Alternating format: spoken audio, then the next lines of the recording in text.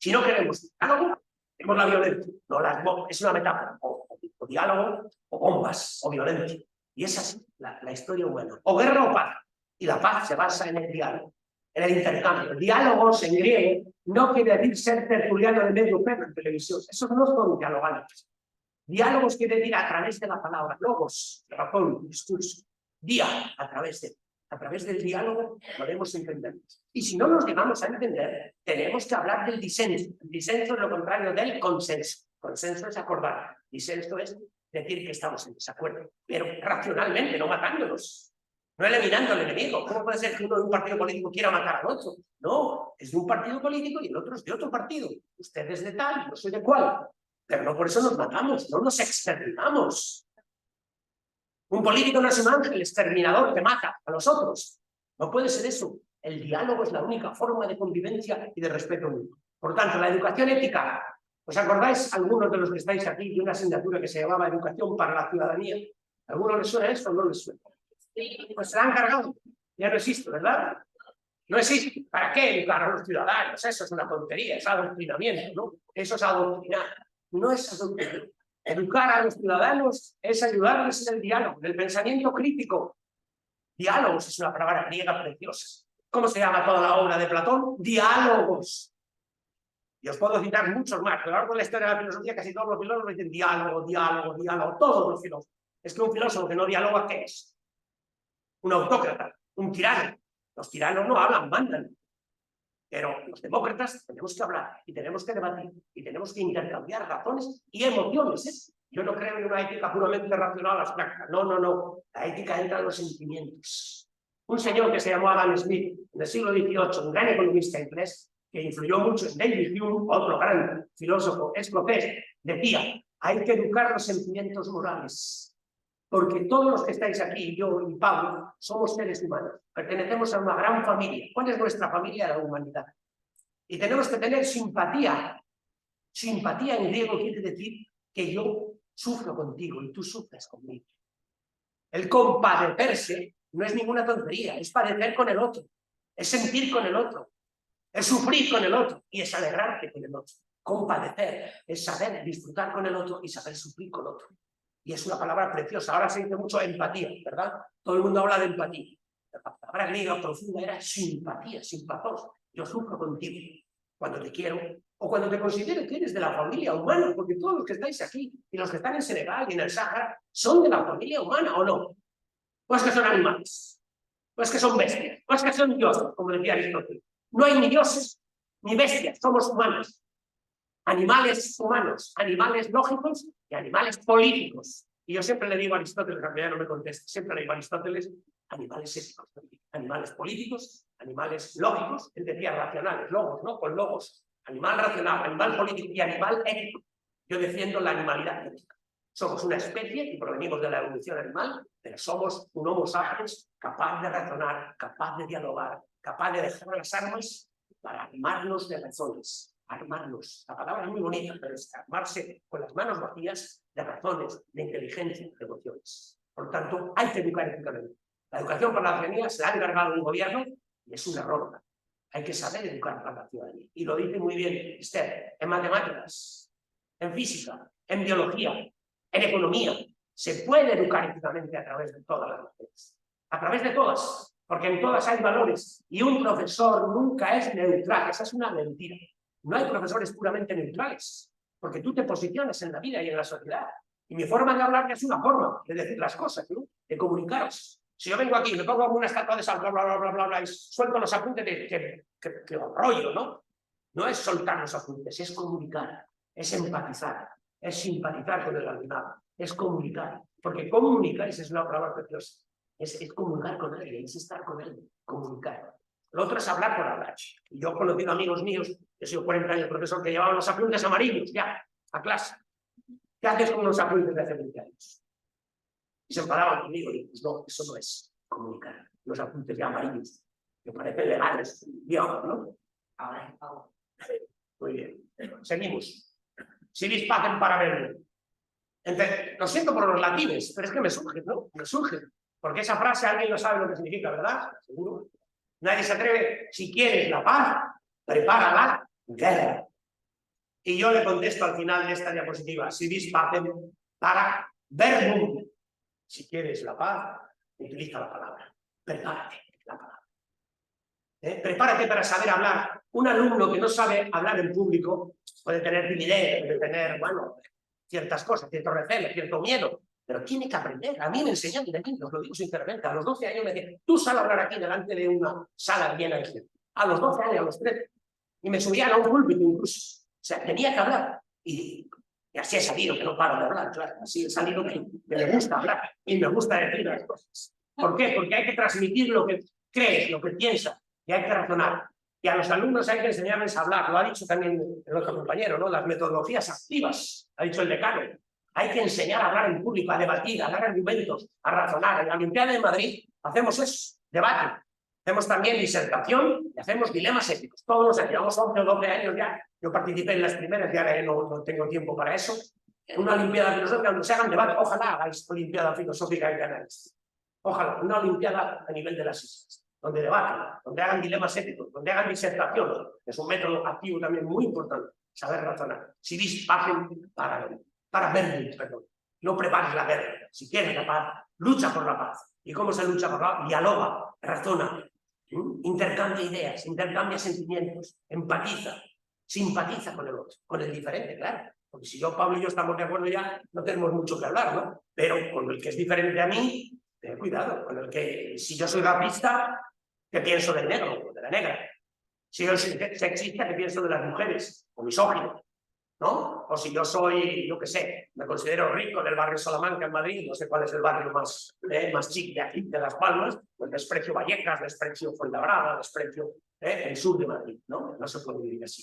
Hay que, si dis pacem, para ver. El equilibrio de la disuasión. Bueno, esto sería muy largo de hablar. Yo tengo un amigo desde hace unos meses que está empeñado en lograr la paz en el mundo. Y ha creado un movimiento en inglés y en francés que se llama Humanity Unity. Unidad del mundo, unidad de la humanidad. Y vamos a hacer un congreso en Madrid, a Esther la vamos a invitar a ver si puede venir en octubre, y otro mundial, que no sé dónde lo haremos, en Madrid es el año que viene, en octubre, noviembre. Y va a reunir a todas las organizaciones de paz de África, todas las que están luchando por la paz en África, sobre todo en el Congo. Y a mí me está bombardeando todos los días con miles y miles de mensajes en francés y en inglés. Y está convencido de que vamos a desarmar a las naciones, a desarmar, a quitar los ejércitos. Pero se llama Manuel, ¿cómo conseguimos eso? ¿Cómo conseguimos desarmar el mundo? ¿Cómo conseguimos? ¿De dónde sacamos el dinero? Ni para hacer el Congreso todavía no tenemos nada. Yo soy vicepresidente porque sea español y que sea vicepresidente. Y él dice, hay que acabar con la guerra y hay que lograr la paz. Los ciudadanos del mundo nos tenemos que mover y unirnos en una ciudadanía mundial. Si estoy de acuerdo. ¿Quién desarma a los Estados Unidos? ¿Quién desarma a Rusia? ¿Quién desarma a China? ¿Quién desarma a la India? ¿Os dais cuenta? Que tiene la bomba atómica también, la India. ¿Cómo nos desarmamos? Si yo tengo el arma escondida, le decía yo ayer a Esther cuando estábamos hablando, y tú tienes otra arma escondida y te digo, quita tu arma, desármate, tírala, destrúyela. Y me dirá, destruye tú la tuya, ¿no? Pues si tú te quedas con el arma, te vas a dar el garrotazo por detrás, ¿no? Hay una preciosa pintura de Goya que está en la estación del metro de Estación del Arte de Madrid, que es el duelo a garrotazos, no sé si os acordáis, de Goya, dándose dos españoles unos garrotazos uno a otro hasta la muerte. A mí eso, cada vez que paso por la estación de metro, que paso mucho, me conmueve, ¿no? Me he pasado todo el verano estudiando a Goya, haciendo dibujos. También hago dibujos en este libro que he publicado, todos los dibujos son míos, ¿no? Y algunos están en Goya, porque Goya vio lo que era la guerra. ¿Conocéis a Goya, no? A Francisco de Goya. Maravilloso, modernísimo, actual. Duelo a garrotazos. Hasta matarnos, darnos un garrotazo a dos. Y algunos políticos, que me perdonen, aunque no utilicen el garrote, están dándose garrotazos continuamente. Así no se puede. Así que la guerra, y ya no digo nada, digo garrotazos, pero fijaros lo que pongo ahí, la guerra nuclear. ¿Sabéis lo que es una guerra nuclear? ¿Sabéis lo que fue la bomba atómica de Hiroshima y Nagasaki? Lo sabéis, ¿verdad? Pues ahora hay mucha más potencia. Yo no soy físico, pero he oído hablar de toneladas, y luego está el hidrógeno, y luego está la bomba de hidrógeno, y no sé qué. Hay una película muy buena, que la habréis visto aquí en la espalda, Oppenheimer, ¿la habéis visto? Es un físico. Es maravilloso, a mí me encantó. Estaría dispuesto a verla 100 veces, Oppenheimer. El físico alemán, ¿no? Es el creador de la energía. Bueno, dicen que discutió con Einstein, no lo sé si discutió o no discutió con Einstein. Pero desde luego es horrible. Es horrible. Y hay una palabra que pongo yo ahí, que a lo mejor los de filosofía la usan mucho, yo desde luego la uso miles de veces, los oxímoros. Fijaos cómo utilizamos el lenguaje. Hablamos en las guerras de fuego amigo, guerra preventiva, guerra humanitaria, puertas de paz, una victoria pírrica, una guerra justa, una guerra santa. ¿Sabéis lo que es un oxímoron? Es la contradicción entre las dos palabras. ¿Cómo puede haber un fuego amigo si el fuego no es amigo? ¿Cómo puede haber una guerra preventiva? Si previenes, ¿cómo puede haber unas fuerzas de paz? Si son fuerzas y son de paz. ¿Entendéis? La contradicción. Y es que la filosofía dinamita las contradicciones, entra en las contradicciones. Ellas oxímoros, esa palabra griega también, oxímoros, quiere decir dos cosas que están de punta. Es posible destruir la humanidad, es posible que iremos a un apocalipsis nuclear. Otra vez Pablo las pregunta, ¿no? Es posible esto. ¿Podemos acabar con el mundo, con la civilización? Podemos. De hecho, ha habido algún momento que parecía, no lo sé, se insinuaba que Rusia iba a utilizar la energía nuclear, ¿no? En Ucrania. Si llega a hacer eso y contesta a Estados Unidos o China, ¿dónde vamos todos? Nosotros no tenemos esa bomba nuclear, nosotros en España no, pero tiene Francia, tiene Inglaterra, tiene China, tiene India, tiene Estados Unidos. Entonces, es tremendo, ¿no? Pensar que estamos pendientes bajo la espada de Damocles de que un señor diga, voy a hacer esto. Imaginaos el señor Trump, no quiero hablar, porque van a decir que soy partidista, ¿no? Imaginaos el señor Trump que tenga una idea, ¿no? Y se le ocurra hacer. Imaginaos a dónde podemos estar. El derecho internacional, bueno, no quiero alargarme mucho más, pero es que es tremendo, porque se dijo que la ONU nació ¿para qué? Para conseguir la paz, para garantizar la paz. ¿Sabéis lo que es la ONU, no? La organización, pero estamos aquí también con los objetivos de desarrollo sostenible, de abajo de la ONU. Pues bien, ¿qué se ha conseguido? Mantener la paz y la seguridad internacionales. Bueno, proteger los derechos humanos, distribuir la ayuda humanitaria, apoyar el desarrollo sostenible y la acción climática y defender el derecho internacional. Pero de todo esto, nada. He puesto una frase suave, la ineficacia de la ONU. Yo diría que no sirve para nada. No sirve para nada, nada. Imaginaos jamás Israel, ¿qué ha dicho Israel de todo lo que hace la ONU? Y le dice la ONU, ¿qué ha dicho? Por aquí. Así de claro, el Estado de Israel se salta todas las resoluciones de la ONU. Nada. ¿Y por qué? El secretario general de la ONU, Antonio Guterres, dijo, esta lucha de Palestina e Israel no viene del vacío, no viene de la nada, viene de que hace 50, 60, 70, 80 años las cosas no se hicieron bien. Y estamos sufriendo las secuelas de una invasión y de una imposición contra Palestina. Eso dijo nada más. Fijaos cómo identificar algunos. Antonio Guterres, un portugués que es el secretario general de la ONU. La ONU ha otorgado el poder de veto a 5 grandes que así pueden desobedecer todas las resoluciones de la ONU. El mundo actual, eso que decía muy bien Esther, hay que pensar en qué mundo vivimos en el 2023. Los que ya tenemos más de 70 años hemos vivido en el 40, en el 50, en el 60, en el 70, en el 80, en el año 1989, yo que he ido de vez en cuando a Alemania y he visto Berlín comunista y el Berlín capitalista, siempre me acordaré del muro de Berlín. ¿Os suena eso del muro de Berlín, verdad? En 1989, el 9 de noviembre, cayó. Se subieron al muro muchos berlineses y picaron incluso en el muro. Han dejado nada más 10 o 15 metros como símbolo, como testimonio de la Guerra Fría, del telón de acero. Es que sea un telón, es una manera de hablar del mundo comunista, del mundo capitalista, del mundo de la Unión Soviética que dominaba sus satélites y del mundo de Estados Unidos que tenía sus propios satélites. El mundo actual no es este. Es un mundo donde ya no es solo la oposición entre el capitalismo y el comunismo, es un mundo global, lo ha dicho muy bien Carmelo, es un mundo globalizado. Pero no se globaliza en los que la pobreza, la miseria, la vulneración de los derechos humanos, el neocolonialismo, etcétera, etcétera. La injusticia es lo que está. La justicia no es global. No es global la justicia, ni los derechos humanos se han universalizado. No. Son universales. Llevo muchos años escribiendo sobre esto y digo, son universalizables. ¿Sabéis lo que significa eso? Que pueden llegar a ser universales. Pero de hecho, de facto, no son universales. La educación para la paz. ¿Cómo terminamos esta conferencia hablando de la paz? ¿Sabéis lo que es la paz?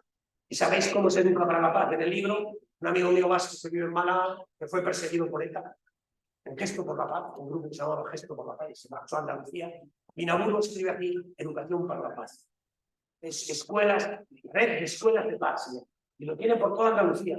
Y lo ha llevado a muchos sitios de España, e incluso en Italia, estaba en Colombia, hablando de este Vinaburo. Es un buen amigo, muy bueno, es como un hermano para mí. Y José Antonio Vinaburo siempre me dice, hay que educar de la paz y para la paz.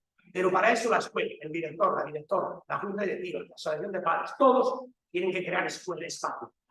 Una escuela de paz. Igual que tenemos escuelas de ciudadanía, ¿no? En la Liga Española hay que crear escuelas para la paz. La tesis del pacifismo realista. ¿Por qué digo pacifismo realista? Porque hay muchos que llaman a los pacifistas ingenios. No sabéis en qué mundo vivís, sois unos utópicos, unos infantiles. ¿Creéis que la paz se consigue así? No, la paz se consigue porque no hay justicia en el mundo. Porque es inaceptable la lógica de la violencia estructural, neocapitalista y global. Vivimos en un mundo dominado por una lógica violenta, donde el 20% de la población domina el 80% de la población. El 20% de la población cada vez es más rico y el 80% cada vez más rico. Con la pandemia, en España los ricos se han hecho más ricos y los pobres más pobres. La pobreza aumenta en España muchísimo, mientras que la riqueza se concentra en muy poca gente. Claro, no es violencia decir que un 20% domine al 80% en riquezas, en recursos, en oportunidades.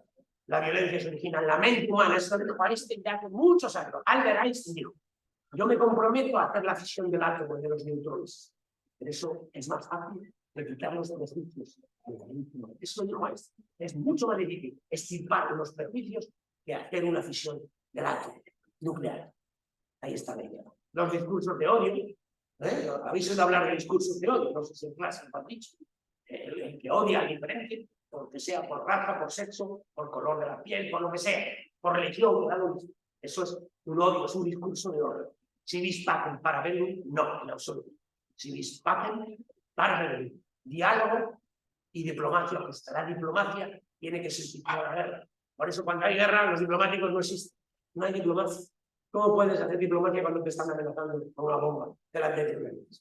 Eso pasa igual con el terrorismo de ETA. Estaba el terrorismo y decía: yo voy a dialogar contigo, pero no suelto las armas, ¿no?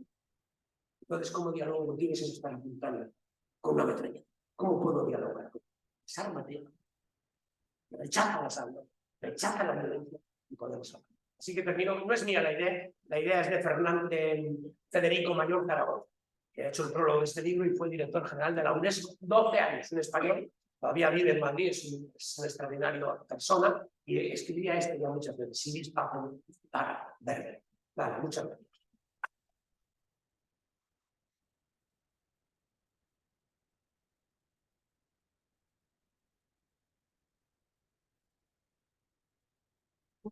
Gracias, Luis. Me imagino que hay muchas preguntas y hay intervenciones. Digo que era importante que ustedes planteen debate. Pues vamos a abrir un pequeño para seguir con la segunda parte de personas que quieran intervenir.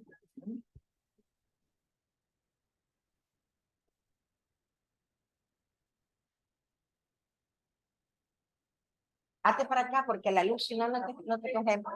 Ahí, ahí. Ahí, ya puedes hablar. Abre, dale. Abre, habla. Hola. No, sí. A mí se me Hola. Ahora. Hola. Vale. ¿Nunca os habéis planteado que a pesar de la cuantificable cantidad de guerras, tanto dolor, tantas muertes que hemos sufrido la humanidad, parece imposible concebir un mundo sin guerras? Aunque paradójicamente nos repitamos una y otra vez que lo único que queremos es vivir en paz. La realidad es que simplemente no ha habido un cese al fuego. Lo único, hemos trasladado estas empresas de la muerte a sitios tan remotos que no podamos escuchar las agonías de las guerras, los gritos de desesperación que supone una guerra. Porque sí, estar en contra de las guerras no nos alcanza. Se debe conceptualizar la no violencia mediante conceptualizar la paz como el rechazo incondicional de todos los procesos de dominación entrelazados. Con esto también me refiero al doble discurso de los estados. Por un lado, condenan, pero por el otro, lo justifican.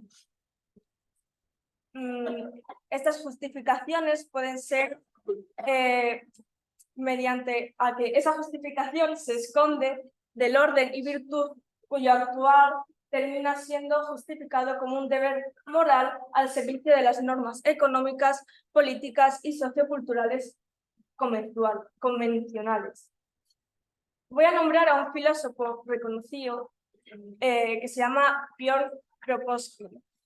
Argumentaba que la moral religiosa puede ser impuesta por el Estado mediante la ley, con la finalidad de perpetuar el prejuicio y la dominación de una élite religiosa, de la burocracia, por sobre la totalidad de la sociedad dominada. Sistemas morales o de intereses que en muchas ocasiones se utilizan para defender la noción contradictoria de una guerra justa, como forma para aliviarnos del mal trago que supone formar partido en favor de la violencia nazi, o lo suficiente como para determinar dónde y cuándo una guerra es justa. Me gustaría recalcar la frase que has mencionado sobre el pacifismo realista, ya que no se puede haber paz sin una justicia. Y en otras palabras, puede ser un reparto de recursos como un territorio. Por ejemplo, en Palestina, ¿qué pasa? Que un territorio es un concepto sin una condición sine qua non para que exista un Estado. Y Palestina han vivido, han coexistido en unas condiciones pésimas que han generado un germen que ha llevado a la radicalización. Perdón. La radicalización de ese pueblo, que pretende reclamar una justicia para su pueblo. La guerra vigente entre esos dos pueblos, que ha llevado a una matanza, más que paz, ha generado un germen de rechazo que perdurará durante muchas generaciones. En fin, estas navidades lo que le deseo a los gobernantes actuales y futuros es educación, inteligencia y empatía. Muchas gracias.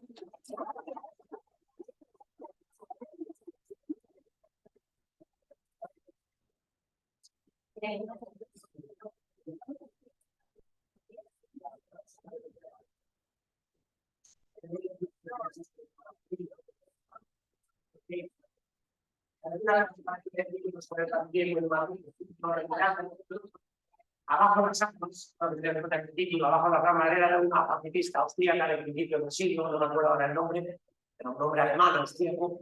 Pues alguien planteó a Federico Mayo Zaragoza, que estaba en la mesa del diálogo y de la presentación, diciendo: es que los pacifistas no salimos a la calle. ¿Por qué no salimos a la calle? ¿Os acordáis alguien de la guerra del Golfo? Erais muy pequeños vosotros, 2003. ¿Os acordáis? Antes. ¿Os acordáis de la guerra contra Irán, de la invasión de Irak? ¿Os acordáis? Cuando Estados Unidos, millones de personas, no sé aquí en Las Palmas, supongo que también, salimos a las calles de toda España para protestar, ¿no?, contra la guerra, la invasión de Irak. Y hubo tres señores, tres políticos que se unieron, que se llamó el trío de las Azores. ¿Alguien sabe quién era el trío de las Azores? Bush. De Inglaterra. Tony Blair, ¿no? Tony Blair, José María Aznar y George Bush. Muy bien.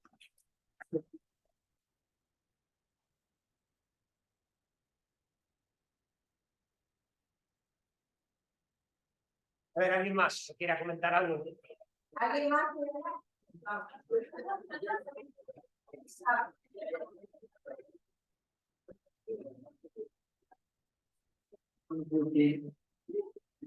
Me gustaría preguntar sobre el hecho de si el origen de la guerra o de los conflictos bélicos proviene de la frustración de una parte, porque a veces cuando una sociedad, debido a la educación y diversos factores, no ayudan en el diálogo y no imponen absolutos, pues provoquen una parte de frustre e intenten imponer su razón también absoluta. Por ejemplo, el conflicto que tuvo ETA en España fue porque desde siempre la dictadura pues se quería imponer que la nacionalidad en absoluto era la española y pues lo que sentían vascos pues que quieren imponer en absoluto y para imponer en absoluto la única forma es la arma. Pero esto sí puede ser eso.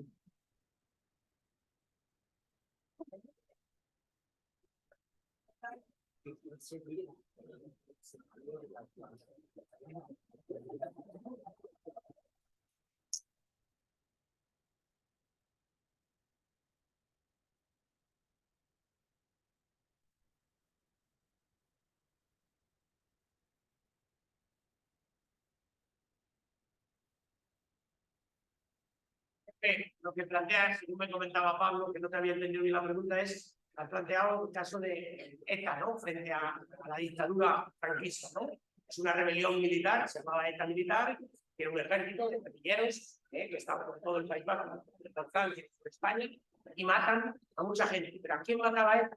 Mataba directamente al dictador. ¿A quién mató ETA? Mató guardias civiles, mató periodistas, mató abogados, ¿no? ¿Sabéis? Mató políticos, ¿verdad? Pero volvió a imponer, o si hubiera gobernado ETA, habría impuesto una nueva dictadura a ellos. Porque eran un grupo totalitario, son un grupo fanático. Es decir, el País Vasco, no sé si hay aquí algún vasco que conozca mejor la historia de Euskadi que yo, pero yo, vamos, tengo a mi Minaguru, este amigo mío, ha sido perseguido por ser de Gesto por la Paz. Cada vez que había intentado salía en Baracaldo, en Deusto, en Bilbao, donde estuviera, salían unos cuantos de Gesto por la Paz diciendo, en silencio, condenamos el atentado, nada más, salían a manifestarse en contra de él. Y los perseguían, los abucheaba HB, que entonces era R. Batasuna. Claro, es que esta historia es muy larga. Mira, la historia de, tú conoces la Biblia, la historia de Caín y Abel, dos hermanos que Caín mata a Abel, ¿alguien no sabe esa historia o no? ¿Quién nos la va a contar? A ver. Caín y Abel. Nadie la sabe. Que está en la Biblia, sí, cuenta. Dos personajes bíblicos cuya relación era de hermanos, donde por ciertas circunstancias que ahora desconozco, no puedo concretar ante el desconocimiento, pues es la que Caín acaba matando a Abel, si mal no recuerdo.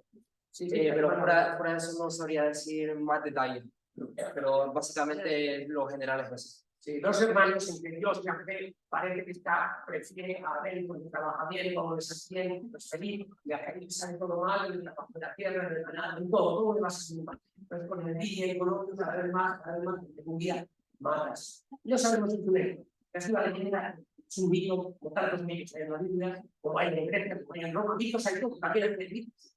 Yo hablo de los guantes, a que no pueden ver el mito, no lo sé, pero puede haber mitos.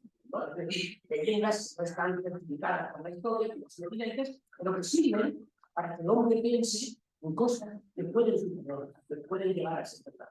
Por lo tanto, los dos hermanos, la guerra entre Caín y Abel, es un ejemplo de cómo uno mata a otro por determinadas razones y se escapa, pues no debe tener la muerte, porque el hombre es agresivo también, el hombre no es un corderito para los demás, el hombre es agresivo,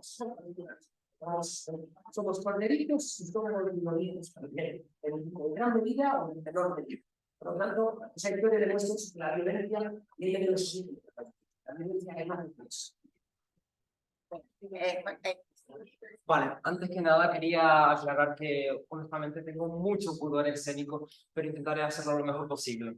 Vale, es de mi volición poder concretar ciertas cosas acerca de este tópico, que sinceramente lo encuentro fascinante.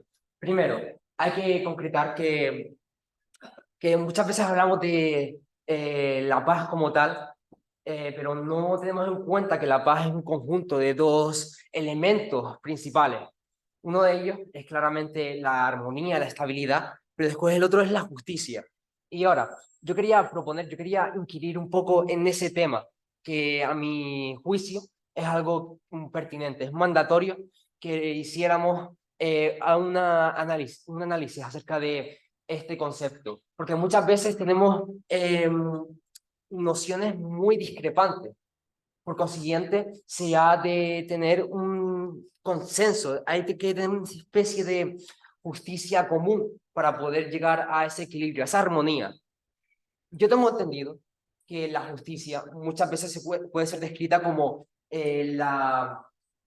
aquello que quiere conseguir un equilibrio entre dos cosas. Cuando uno es ajusticiado por lo que ha hecho. Se intenta llegar a una cosa equivalente. Pero ¿es tan siquiera la justicia algo que debe buscar la equivalencia? Algo que debe comparar dos elementos, uno siendo el crimen y otro siendo la pena, y hacerlos iguales como tal. Yo honestamente discrepo. Siento que más que hacer comparaciones donde nosotros al final tenemos como un producto la equivalencia, creo que deberíamos pensar más en equidad, porque como humanos nadie nace igual, nadie tiene los mismos recursos y muchas veces tenemos que mirar más la imagen completa para poder acusar a alguien de algo. Muchas veces puede resultar hasta injusto tener que utilizar el mismo marco punitivo y justiciero con todas las personas. Y básicamente eso es lo que quería decir. Espero que se me haya entendido.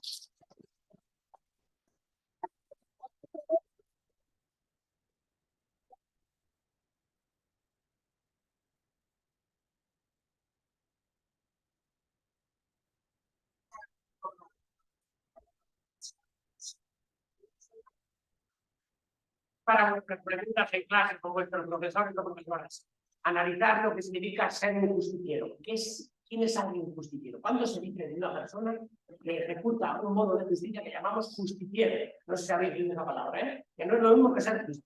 Simplemente lo dejo, como dice Pablo, para hacer más preguntas todavía, ¿no? En clase. Bueno, pues muchas gracias. Ahora toca descanso para que tienen el bocadillo, porque ya no...